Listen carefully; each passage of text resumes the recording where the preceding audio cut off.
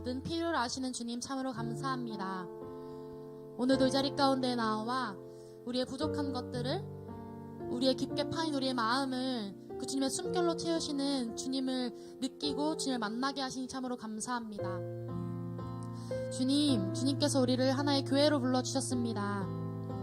우리가 주님의 교회로서 이곳 가운데 모여 주님을 예배하고 이것으로 끝나는 것이 아니라 세상 가운데에서 빛과 소금으로 그 주님께서 주신 그 사명으로 말미암아 그 세상 가운데에서 그 어둠을 빛으로 이기며 나아가는 그런 우리 모두가 될 수 있도록 주님 인도하시고 함께하여 주시옵소서.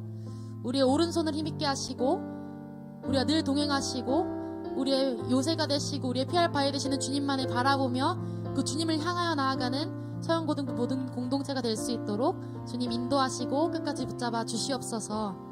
끝까지 함께하실 주님을 신뢰하고 또 기대합니다. 살아계신 예수님의 이름으로 기도드렸습니다. 아멘. 우리와 늘 동행하시는 주님께 감사와 영광의 박수 올려드리시면서 우리 준비한 헌금 드리시겠습니다. 목사님이 설교 준비하면서 웹툰을 하나 봤어요. 교회를 부탁해라는 웹툰인데요. 이 웹툰을 보니까 작년 이맘때에 우리 주혜찬 전사님께서 설교하실 때 웹툰 한번 소개해 준 적이 있어요. 여기에 에끌이라는 여자 주인공이 등장하는데 이 에끌은 에클레시아, 헬라어의 에클레시아의 줄임말입니다. 에클레시아는 교회라는 뜻을 갖고 있거든요. 근데 이 에끌이라는 여자 주인공이 영양실조에 걸려 있어요. 그 말은 무슨 표현일까요? 교회가 영양실조에 걸려 있다라는 이야기를 이 만화에서 이야기하는 거예요. 왜 영양실조에 걸릴까요? 제대로 못 먹으니까 영양실조 걸리겠죠. 뭘 제대로 못 먹었을까요? 하나님의 말씀입니다. 하나님의 말씀을 제대로 못 먹었고 또 우리가 밥만 잘 먹는다고 해서 건강하지 않잖아요. 열심히 또 운동하고 살아내야지 또 건강해지는데 이 에끌이라는 아이가 하나님의 말씀도 잘 못 먹고 또 하나님의 말씀대로 순종하며 살아내는 삶을 살지 못하다 보니까 영양실조에 걸리게 된 것입니다.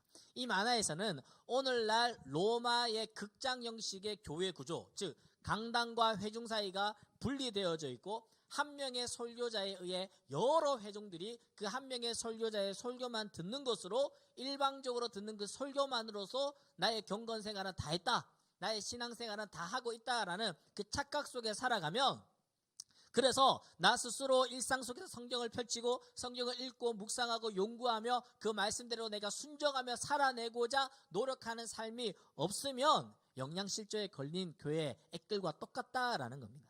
여러분 어떻습니까? 여러분 일주일 동안 성경책 얼마나 펼치십니까? 쉽게 말해서 여러분들 큐티는 얼마나 하십니까?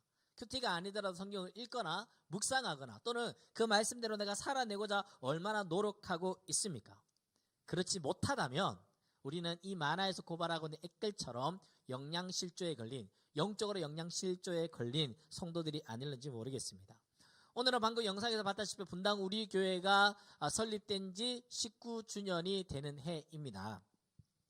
2002년 5월에 3월부터 시작해서 5월에 교회가 개척이 되었고요. 2002년대생들은 지금 한국 나이로는 20살이잖아요. 이제 성인이 되어가는 그런 교회의 시간들인데 지난 시간 동안 함께 하신 하나님께 너무너무 감사드리고, 그렇다고 이 교회가 끝나지 않잖아요. 앞으로 20주년, 21주년, 22주년 계속해서 이 땅 가운데 하나님이 허락하신 사명을 위하여서 이 교회는 존재해야 할 터인데, 그렇다면 이 교회의 사명을 누가 이어받아야 될까요? 오늘 예배드리고 있는 우리들, 또 온라인으로 예배드리고 있는 여러분들이 이 교회의 사명을 계속 바통을 이어받아 가야 하기 때문에 오늘은 교회에 대한 이야기로 함께 은혜를 나누면 좋겠습니다. 첫 번째로, 그렇다면 교회가 뭐냐? 첫 번째로 교회는 에클레시아, 부름받은 성도들의 모임이다라는 거예요.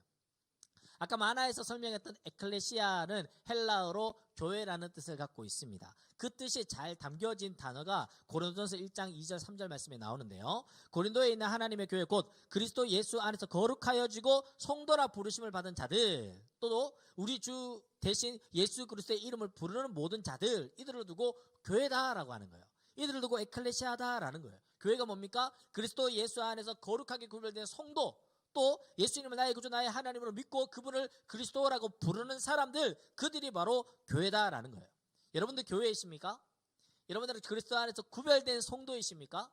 여러분들 주님을 나의 주인, 나의 구원자, 나의 하나님으로 믿고 부르고 계십니까? 그렇다면 여러분들은, 또 우리는 교회입니다.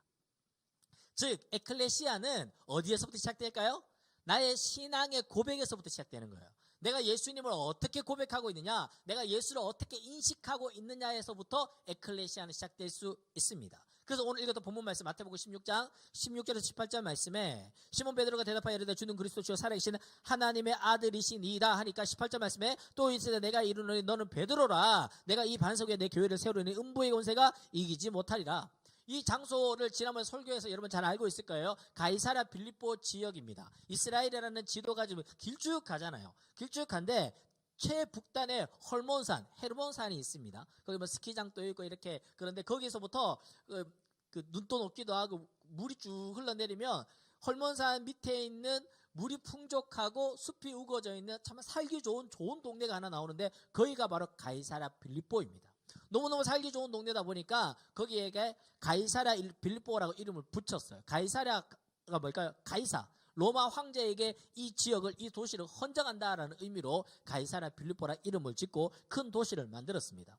로마 황제에게 이 도시를 헌정하다 보니까 거기에는 로마의 각종 신들이 다 몰려 있어요. 엄청난 바위산을 깎아서 신전을 만들어 놓고 로마의 수많은 우상들을 거기서 섬기고 있었습니다.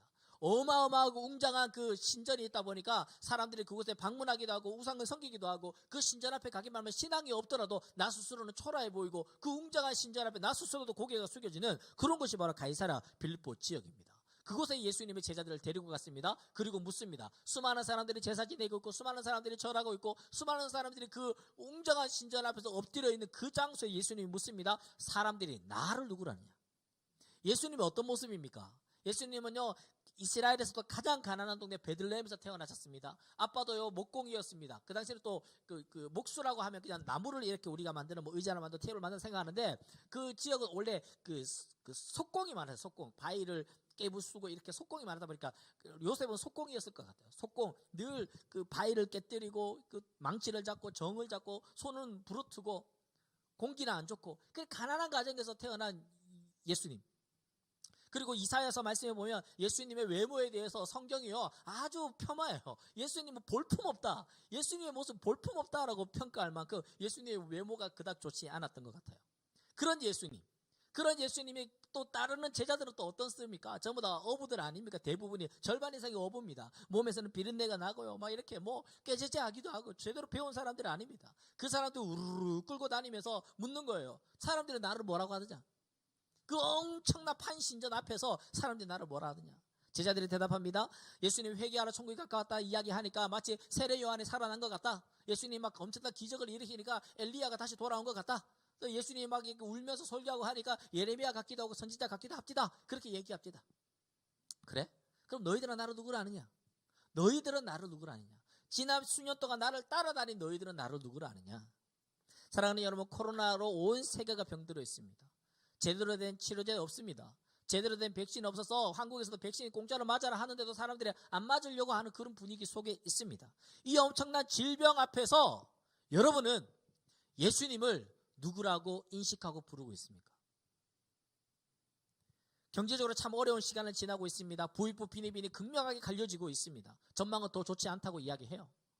오늘날 청년들을 보고는요, 뭐 옛날에 3포, 4포 이라되면 요즘에는요, 전포, 완포래요. 전체를 포기했고 완전히 포기했대요. 결혼, 자녀, 내 집 마련, 건강관리, 외모관리, 꿈과 비전을 포기했고 심지어 삶까지 포기한 시대로 오늘 청년들이라고 이야기합니다. 오늘 청년들이 그렇다면 우리는 뭐 별반 다를까요? 그런 시대를 살아가는 여러분들, 이 시대 속에서 여러분들은 예수님을 어떻게 인식하고 어떻게 부르고 믿고 있습니까? 시몬 베드로는 이렇게 대답합니다. 주는 그리스도시요 살아계신 하나님의 아들이십니다. 예수님이 이 고백 뒤에 엄청나게 기뻐하십니다. 성경 어디에도 찾아볼 수 없을 만큼 엄청나게 흥분하시고 기뻐하시는 모습이 등장합니다. 바요나 시몬아 내가 복이 있도다. 이를 내게 알게 하리니 혈육이 아니라 내 하늘에 계신 내 아버지시라. 심지어 아빠까지 거명하면서 베드로의 아빠가 요나예요. 바요나라는 뜻은 요나의 아들이라는 뜻이거든요. 아빠의 이름까지 아빠의 이름까지 거론해가면서 엄청 기뻐하면서 복이 있다라고 칭찬을 합니다. 칭찬으로 끝나지 않습니다. 그 다음 절에 놀라운 구절입니다. 너는 베드로라 내가 이 반석 위에 내 교회를 세우리니 음부의 권세가 이기지 못하리라. 가톨릭에서는요 베드로의 이 이름 위에 베드로 위에 교회를 하나님께서 세우셨다라고 오해했습니다. 그래서 그들의 교황체제 아닙니까? 그 교황체제의 그 명분을 어디서 찾냐니까 이 베드로로부터 찾아서 베드로를 일대 교황으로 추대합니다. 맞을까요? 저는 틀렸다고 생각합니다. 베드로 움직이는 사람 위에 교회를 세운 것이 아니라 베드로가 고백한 이 신앙 고백 위에, 이 신앙 고백 위에 교회를 세우신 것입니다. 즉 베드로와 동일하게 주는 그리스도자 살아계신 하나님의 아들이시라는 예수님을 향한 바른 신앙 고백을 할 수 있는 사람이라면 그 사람이 뭐라고요? 교회라고요. 이 신앙 고백을 하는 자가 바로 교회라는 것입니다. 사랑하는 여러분, 교회는 에클레시아, 부름받은 주님의 교회들의 모임입니다. 베드로처럼 주님이 이렇게 바르게 고백할 수 있다면 우리 모두가 교회들이지요. 그렇다면 에클레시아로 모여진 이 교회, 주님을 대한 바른 신앙 고백을 하는 사람들이 모여있는 이 장소가 교회이지요. 이 장소가 교회입니다. 이 장소가 왜 교회입니까? 주님에 대한 바른 신앙 고백을 하는 사람들이 모였기 때문에 그게 교회인 거예요. 그렇다면 주님에 대한 바른 신앙 고백하는 사람들이 모였을 때 무슨 고백을 할까요? 그러면 무슨 말을 할까요? 입시 이야기 할까요? 연예인 이야기 할까요? 부동산 주식 이야기 할까요? 취미 이야기 할까요? 아니에요. 그들이 모여서 뭘 얘기합니까? 주님에 대한 신앙 고백을 이야기하겠죠. 그게 찬양이에요. 그게 예배예요. 바꿔 말해서 주님에 대한 신앙 고백이 있다고 하면서 모였는데, 모였다 하면 주식 이야기, 모였다 하면 부동산 이야기, 모였다 하면 입시, 연예인 이야기 하고 있다면 거기는 교회가 아닙니다. 그건 교회가 아니에요. 교회는 동호회가 아니고 교회는 문화센터가 아닙니다. 주님에 대한 신앙 고백을 하는 사람들이 모여서 그 신앙 고백에 어우러져서 주님을 찬양하고 예배하는 곳, 그것이 교회입니다. 지금처럼 대규모로 모여서 함께 주님을 예배할 수 있습니다. 주님을 찬양할 수 있습니다. 뿐만 아니라 하나님의 그 친밀하심을 서로 교제하는 거예요. 지난 한 주간 내게 어떤 일이 있었고, 지난 한 주간 하나님이 나를 이렇게 인도하셨고, 지난 한 주간 하나님께 나에게 이런 기도를 응답하셨고, 이런 고백을 함께 나누고 감사하고 함께 울고 함께 웃는 것, 그것이 바로 교회이죠. 성도의 교제가 일어나는 것. 그래서 여러분들에게 이런 대규모의 예배뿐만 아니라 반별 모임이 너무너무 중요한 거예요. 반별 모임이 너무너무 중요한 거예요.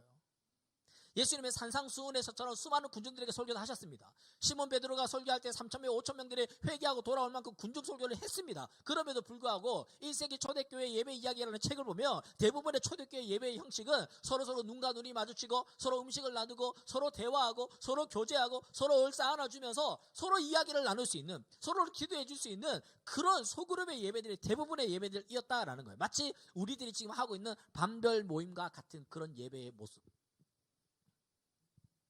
교회를 부탁해라는 웹툰 아까 이야기했죠. 그 웹툰에서 에클이라는 아이가 영양실조에 걸려 있습니다. 왜 영양실조에 걸려 있을까요? 제대로 먹지 못해서. 근데 그 아이는 만화에 보면 끊임없이 뭔가를 먹고 있어요. 뭘 먹고 있냐가 영양제를 먹고 있거든요. 병들지 말라고 영양제를 계속 먹고 있는데 영양제의 이름이요 바실리카라 폰티펙스예요. 이 영양제를 계속 먹고 있음에도 불구하고 영양실조에 걸렸다라는 거예요. 이 먹고 있는 영양제가 문제가 있다는 거겠죠. 이 먹고 있는 영양제가 바실리카가 로마 극장 형식의 건축 양식을 이야기하고요. 폰티펙스가 제사장이라는 뜻인데 이것을 설명하자면 극장 형식의 교회 구조, 회중과 성직자가 분리되어 있고 또 제사장이라는 표현을 통하여서 제사장과 성직자와 평신도를 구분해버린 거예요. 그러다 보니까 오늘날의 교회 조직, 이런 형식을 갖춰 있는 이런 교회 조직만을 교회라고 생각하고 성도들, 각자 우리 모든 성도들이 다 주님을 향한 왕같은 제사장인데 내가 제사장이라는 사실을 망각해버린 거예요. 망각해버린 채로 그냥 오늘날의 이 구조 안에서 내가 성직자라는 생각을 하지 못하고 성직자의 설교만을 듣고 살아가는 병약한 성도들, 그걸 꼬집고 있는 것입니다. 사랑하는 여러분, 마틴 노이드 종교개혁 한 사람이 이름 누구죠? 루터가 그 신부였지 않습니까? 신부였던 그 사람이 신부였을 때에 그 당시 설교를 누가 했어요? 사제들이 설교를 하면 전부 다 라틴어 성경으로 설교를 하는 거예요. 라틴어 성경으로. 뭐 아무도 못 알아듣죠. 그래서 종교개혁을 한 루터가 가장 먼저 한 일이 무엇입니까? 라틴어로 쓰여져 있는 성경을 독일어로 번역해버린 거예요. 독일어로 번역해버리고 모든 독일 사람들이 성경을 다 읽게 되는 거예요. 다 읽게 되는 거예요. 스스로 성경을 읽고 스스로 성경을 깨닫게 되고 스스로 성경의 의미를 알게 되고 이렇게 되니까 엄청난 성도들이 제대로 된 왕같은 제사장의 직분을 감당하게 됐다라는 거예요. 그렇다면 오늘날 우리들은 어떻습니까? 여러분들 성경책이 집에 없습니까? 우리 성경책 얼마나 많아요. 집에 성경이 몇 권 있을걸요? 뿐만 아니라 요즘 어플도 좋아가지고 어플만 가면 성경이요 버전별로 다 있습니다. 영어 버전, 뭐 중국어, 일본어, 뭐 심지어 헬라어, 히브리어까지 성경 버전 다 있습니다. 우리가 성경이 없어서 못 있습니까? 그 옛날에는 성경을 몰라서 성경을 없어서 못 읽었다며 오늘날에 성경이 넘쳐나는데도 안 읽고 있어요. 우리는 병약한 오늘날의 교회, 이 만화에 나오는 애끌과 같은 존재들은 아니냐라고요. 다음 주 특별공과대회 합니다. 특별공과대회는요, 일방적으로 선생님이 가르치지 않잖아요. 서로 이야기하잖아요. 한 주간 어떻게 지냈니? 오늘 너 설교를 들으면서 어떤 생각을 했니? 또는 오늘 본문에 큐티 우리 공과 있잖아요. 공과 어렵지도 않잖아요. 공과 보면서 어떤 생각을 하니? 서로의 마음을 나누고 서로의 생각을 나누고 서로의 신앙을 고백하는 것, 이것이 너무 중요해요. 너무 중요해요. 너무 중요해요. 너무 중요해요. 이 대그룹의 예배가 소용없다라는 게 아니라 오늘날 어쩌면 그 진자의 추처럼 대그룹의 예배로 너무 치중되어 있으니까 억지로라도 이쪽으로 좀 끌어놔야 되거든. 그래야 중도가 맞을 것 같아요. 소그룹 예배 너무 중요합니다. 선생님한테 간식도 먹으면서 그렇게 재밌게 해봅시다. 많이 참여하면 좋겠고요. 교회 에클레시아 부름받은 성도들의 모임, 함께 모여 신앙을 고백하고 찬양하고 예배하는 그런 우리 모두가 되면 좋겠습니다. 두 번째로는요, 교회는요, 디아스포라입니다. 디아스포라. 세상 속에 흩어진 성도를 의미하고 있습니다. 베드로전서 1장에 보면요, 이렇게 이야기합니다. 예수 그리스도의 사도 베드로는 본도, 갈라디아, 갑바도기아, 아시아와 비두나에 흩어진 나그네라고 표현하면서 여기서 흩어진 나그네가 디아스포라라는 의미를 갖고 있습니다. 2절에 보면요, 에클레시아를 설명하고 있습니다. 하나님의 예정하심을 입고 거룩하심을 입은 성도들, 주님의 말씀을 순종하며 살아가는 사람들, 예수 그리스도의 피부림을 얻어 택하심을 받은 자들, 이들이 누굽니까? 에클레시아 아닙니까? 이 에클레시아들이 어떻게 됐습니까? 1절에 보니까 흩어졌다고요. 흩어졌다고요. 이들은 영원한 고향인 천국을 사모하며 살아가는 성도들을 그리기도 합니다. 목사님 고향이 대구입니다. 대구를 떠난 지 10년이 넘었습니다. 그럼에도 불구하고 내 마음속에 고향이 대구다 보니까 대구에 대한 그리움이 있어요. 대구에 대한 애틋한 마음이 있어요. 대구의 소식들을 들으면 좀 이렇게 마음이 애틋해. 예전에 작년에 그 코로나 때문에 막 한창 일이 터졌을 때 진짜 제가 뭘 할 수 있다면 대구에서 봉사하고 싶더라고요. 그런 마음이 들 만큼 우리 모두가 어쩌면 어딘가를 떠나가면 내 고향에 대한 그리운 마음이 생기듯이 저 멀리 유럽을 여행 가더라도 엄마 품인 집을 그리워하듯이 우리가 성도라면 우리의 영원한 고향의 천국을 사모하며 살아가는 성도들의 모습이 바로 디아스포라의 모습입니다.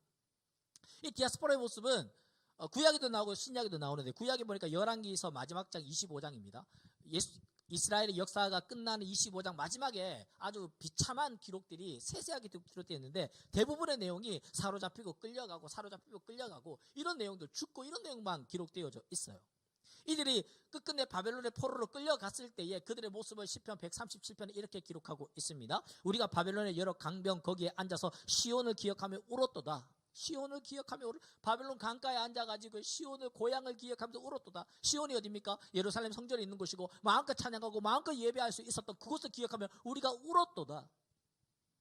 작년 초에 우리 코로나 초반에 터지고 한 달 지나고 두 달 지나면서 아이들이 많이 연락 옵니다. 연락 오면 아이들이 하는 말이 동일하게 하는 말이 뭔지 알아요? 목사님 교회 언제 가요? 목사님 언제 교회 갈 수 있어요? 우리 교회 언제 갈 수 있죠? 애들이 그런 마음을 자꾸 이해한다. 깜짝 놀랐어요. 니들이 언제 그렇게 교회를 오고 싶어 했니? 교회를 어찌나 가고 싶어 하는지, 목사님 보고 싶어, 언제 니들이 나를 그렇게 보고 싶어 했니?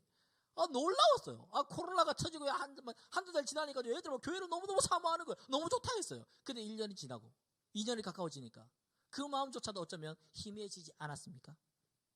주혜찬 전사님이 브이로그 찍었습니다. 연초에 그때 초에 브이로그 찍어가지고 자기 일상 다 찍고 마지막에 분당 우리 602호 컴컴한 이 교실 의자는 막 100개씩 깔려 있는데 아무도 없는 거기에 혼자 여기 와서 기도하는 그 장면이 브이로그에 나와서 저 울컥했어요. 컴컴한 교실에 아무도 없고 조사님 혼자 기도하는데 그 장면을 보고 울컥하더라고요. 뭐요? 시온을 기억하며 울었도다. 시온을 기억하며 울었던 사람들, 대표적인 사람 누굴까요? 다니엘과 그의 세 친구들. 수만 명의 사람들이 포로로 끌려갔겠지만 대표적으로 이 네 명의 친구들 어떻게 살았습니까? 시온을 기억하며 우는 것으로 끝나지 아니하고 바벨론 포로 생활을 하면서 그들이 어떻게 삽니까? 우리가 말씀대로 살지 않아서 포로로 끌려왔으니 이곳에서만이라도 말씀대로 살자. 계명을 기억하며 살자. 그 말씀대로 순종하며 살자. 그렇게 살았던 친구들이 다니엘과 그의 세 친구들 아닙니까? 그랬을 때 어떤 일이 벌어지죠? 바벨론의 왕조차 다니엘과 그의 세 친구들을 믿는 하나님을 인정했습니다. 심지어 다니엘의 하나님을 찬양하라 라고 이야기했습니다. 놀라운 일이 벌어졌죠. 이것이 바로 디아스포라입니다. 이것이 바로 세상 속에 흩어진 그리스도인입니다. 신약에서도 디아스포라가 나옵니다. 사도행전 7장에 보면 예수님 잘 믿는 스데반 집사님 복음을 전합니다. 복음을 전하니까 누가 나타나서 돌을 칩니까? 사울이라는 청년이 나타나가지고 사람들을 선동해가지고 돌을 쳐서 세대바지선을 순교합니다. 이때부터 예루살렘 교회에 대한 핍박이 대대적으로 일어나게 되죠. 교회를 핍박하게 되니까 어떤 일이 벌어지죠? 교회들이 흩어지는 거예요. 사도행전 8장 1절 말씀에 사울은 그의 죽음 당함을 마땅히 여기다 누굽니까? 스데반지선으로 죽였습니다. 그리고 난 다음에 그날에 예루살렘에 있는 교회에 큰 박해가 있어 사도 외에 다 유대와 사마리아 모든 땅으로 흩어지니라.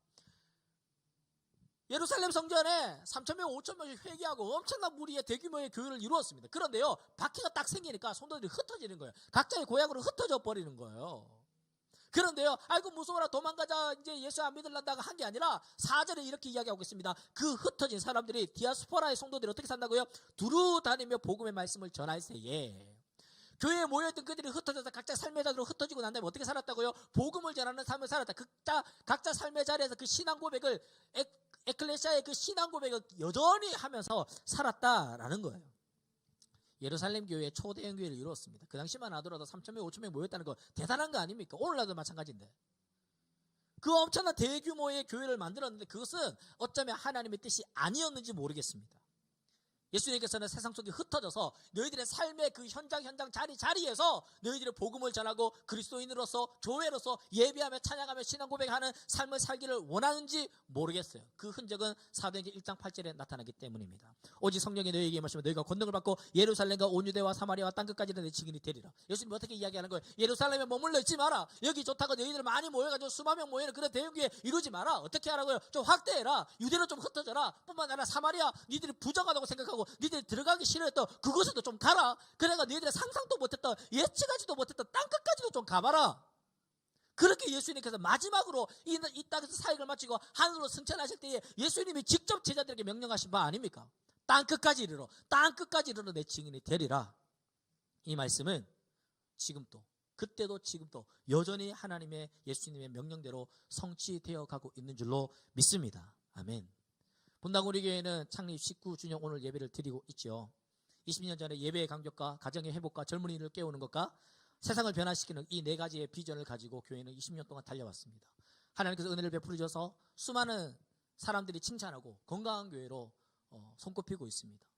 2021년도 분당 우리 교회는 새로운 도전을 앞두고 있습니다. 분당 우리 홈페이지에 메인에 들어가면 아주 잘 눈에 띄는 곳에 우리의 비전이 심겨져 있습니다.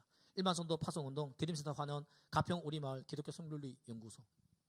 이 네 가지 비전이 선포되었고 분당 우리 교회는 이 네 가지 비전을 이루기 위해서 달려갈 것입니다. 지난 9년 전에 드림센터가 만들어졌고 다음 세대를 키우기 위한 좋은 플랫폼으로 사용되다가 6개월쯤 사용되었을 때 이찬수 목사님께서 이것을 10년 동안 사용하고 사회에 환원하겠다라고 말씀하셨고 뿐만 아니라 분당 우리 교회 2만여 성도 중에 10,000명의 성도들을 작은 교회로 또 파송하기를 원한다라고 꿈을 선포하셨습니다. 현재 분당 우리 교회 29개의 교구로 나뉘어져서 이 교회는 내년에 29개의 교회로 흩어질 것입니다. 드림센터는 전체 11층인데 3개의 층을 교회에서 사용하고 나머지 층은 크리스찬, 넌크리스찬 청년들을 위해서 그리고 장애인 청년, 목회자 청년들을 위해서 이 장소가 사용될 예정입니다. 한 권사님의 헌금과 또 한 집사님의 가평의 2만 평의 땅을 교회에 헌물하셨고 이것이 모아져서 장애인들의 직업 창출과 현대인들의 쉼과 또 충전을 할 수 있는 가평 우리 마을이 거의 완공되어 가고 있습니다. 지난 6월에는 분당 우리 교회가 동성애 문제로 좀 많은 이슈들이 있었는데 그것을 통하여서 분당 우리 교회가 이제 다음 세대들에게 성경적인 바른 성교육을 가르쳐야겠다라는 필요성을 깨닫고 우리 자녀 성경적 성교육 시리즈 성경 책 10권이 출간되었고 이제 거의 개정이 마친 상태입니다. 분당 우리 교회 이 네 가지의 비전은 이제 하나님의 뜻 가운데 더 구체화되고 하나님의 인도하심을 받으면서 분명 합력하여 선을 이루실 것입니다. 이 꿈을 우리도 함께 꿨으면 좋겠어요. 교회가 알아서 하겠지가 아니라 우리가 분당 우리가 성도로서 우리도 함께 이 꿈을 꿨으면 좋겠고 함께 기도하면서 이 꿈에 동참할 수 있으면 좋겠습니다. 어떤 모양이든지 간에 말씀을 맺습니다. 우리 교회를 부탁해. 우리 교회를 부탁해. 우리 교회는 우주적인 하나님의 교회입니다. 뿐만 아니라 지역적으로는 분당 우리 교회를 말하기도 하고요. 더욱더 본질적으로 들어가면 우리 각자 여러분 각자가 바로 주님의 몸된 교회입니다. 이 교회가 어떻게 살아야 될까요? 에클레시아. 주님에 대한 바른 신앙을 가지고 함께 모여서 주님을 찬양하고 예배하고 뿐만 아니라 소그룹 안에서 우리의 신앙을 함께 나누고 고백하는 이런 건강한 교회를 만들어 가야 됩니다. 뿐만 아니라 교회, 디아스포라. 우리 각자 삶의 자리에서 예배 끝나고 난 다음에 각자 삶의 자리로 돌아갔을 때에 그곳에서도 하나님을 예배하는 삶, 하나님의 말씀을 펼치고 그 말씀을 읽고 묵상하고 내가 그 말씀대로 살고자 하는 삶의 모습, 그리하여 그 삶의 자리에서 신앙을 고백하고 믿지 않는 모든 자들에게 복음을 증거할 수 있는 그런 디아스포라의 삶을 살아내는 저와 여러분들이 되기를 소원합니다. 우리 함께 찬양했으면 좋겠는데요, 아무도 예배하지 않는 찬양. 우리가 각자 에클레시아로 오늘 모였다면 이제 우리에게 남은 과제가 있다면 건강한 디아스포라가 과제일 줄로 믿습니다. 우리 삶의 자리에서 어느 곳에서든지 주님을 예배할 수 있는 우리가 됩시다. 함께 찬양합시다.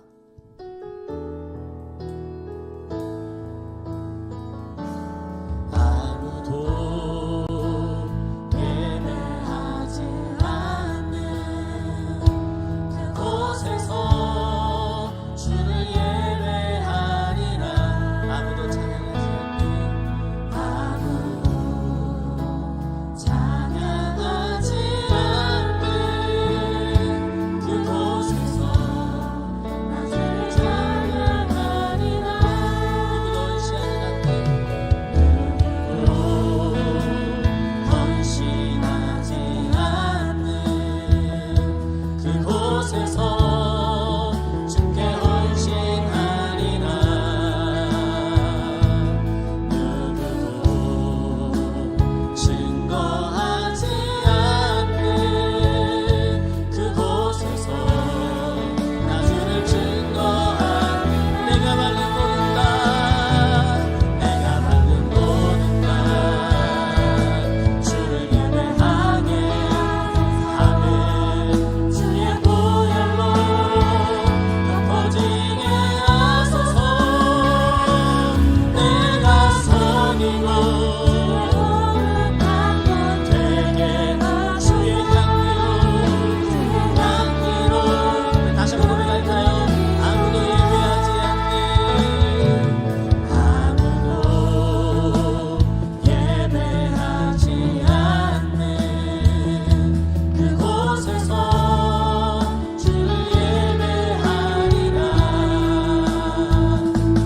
아무도 찬양하지 않는 그곳에서 나 주를 찬양한, 누구도 헌신하지 않는, 누구도 헌신하지 않는 그곳에서 주께 헌신한, 누구도 증거하지 않는, 누구도 증거하지 않는 그곳에서 나 주를 증거하는, 내가 밟는 모든 땅, 내가 밟는 모든 주를 예배하게 하소서.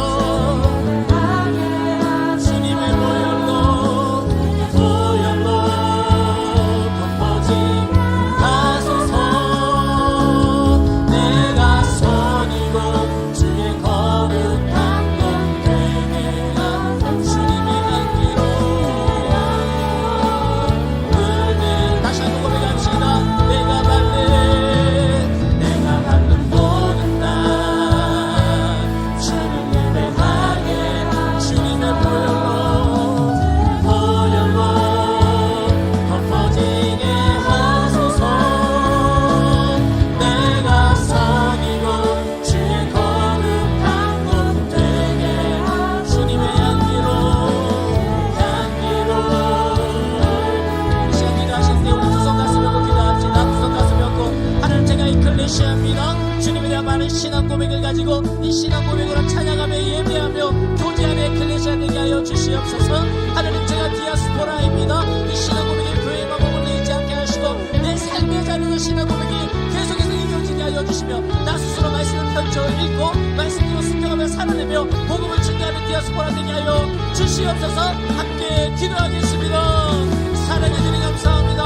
하나님 이 아침에 주의 말씀 듣게 하시며 감사합니다. 아버지, 우리 모두가 이클레시아입니다. 예수님에 대한 많은 신앙 고백을 가지고 주님의 건강한 신앙 고백으로 이 신앙 고백으로 모여지는 이클레시아로 주님을 찬양하며 주님을 예배하며 이 신앙 고백을 함께 나누는 에클레시아로 살아가는 우리가 될 수 있도록 하나님 은혜를 주시옵소서.